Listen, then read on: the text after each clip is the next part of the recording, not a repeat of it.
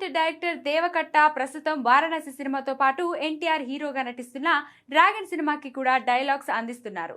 ఈ క్రమంలోనే ఆయన డ్రాగన్ సినిమాలో ఒక సీన్ డైరెక్ట్ చేస్తున్నారనే ప్రచారం మొదలైంది. దీంతో ఈ పుకార్లపై దర్శకుడు దేవకట్ట సోషల్ మీడియా వేదికగా స్పందిస్తూ క్లారిటీ ఇచ్చారు. కేవలం క్లిక్స్ కోసం, వ్యూస్ కోసం కొందరు పనిగట్టుకొని ఇలాంటి తప్పుడు ప్రచారాలు చేస్తున్నారని ఆయన మండిపడ్డారు. దేవకట్ట తన ట్వీట్లో ప్రస్తుతం జరుగుతున్న ప్రచారంలో ఎలాంటి నిజం లేదని స్పష్టం చేశారు. నేను వేరే ఏ సినిమాకు సంబంధించి ఒక షాట్ కూడా డైరెక్ట్ చేయడం లేదు అని కుండ బదులు కొట్టేశారు.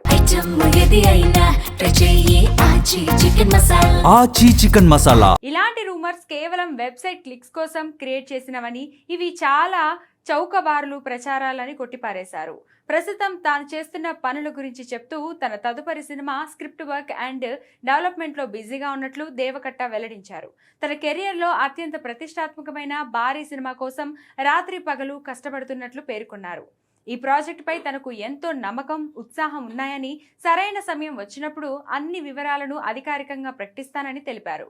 ఇక తాజా క్లారిటీతో దేవకట్ట వేరే సినిమాలకు గోస్ట్ డైరెక్షన్ చేస్తున్నారనే వార్తలకు పూర్తిగా చెక్ పడింది.